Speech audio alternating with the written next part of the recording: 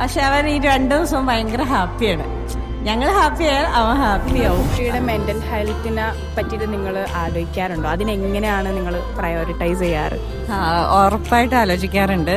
കാരണം അവൻ്റെ ഇത് കംഫർട്ടായിട്ടിരിക്കണമെങ്കിൽ ഞങ്ങൾ ഹാപ്പി ആയിട്ടിരിക്കണം. കാരണം വെച്ചാൽ അവൻ കുറച്ച് ഞങ്ങൾ സന്തോഷമായിട്ടിരിക്കുക, ഞങ്ങൾ സ്നേഹത്തോടെ ഇരിക്കണത് അവന് ഭയങ്കര ഇഷ്ടമാണ്. ഞങ്ങൾ ഒരു പോയിന്റിൽ റീസെൻ്റായിട്ട് 2 days മുന്നേ ഉണ്ട്, അതാണ് ഞാൻ ഇത്രയും കറക്റ്റായിട്ട് പറയാൻ കാരണം.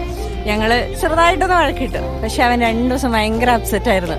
അപ്പോൾ അത് മനസ്സിലാക്കിയതുകൊണ്ടാണ് ഞങ്ങൾ 2 ദിവസം അവന് ക്ലാസ്സില്ലാതെ പെട്ടെന്ന് തന്നെ എവിടെയെങ്കിലും പോവാമെന്ന് പ്ലാൻ ചെയ്ത് നേരെ കോഴിക്കോടിനെ വിട്ടത്.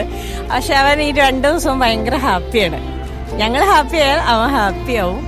അതുകൊണ്ട് തന്നെ ഞങ്ങൾ കൂടുതലും ഹാപ്പി ആയിട്ടിരിക്കാൻ, അവൻ്റെ മുന്നിലെങ്കിൽ അറ്റ്ലീസ്റ്റ് നമ്മൾ വഴക്കൊന്നും ഇല്ലാതെ ഹാപ്പി ആയിട്ടിരിക്കാൻ ശ്രമിക്കാറുണ്ട്.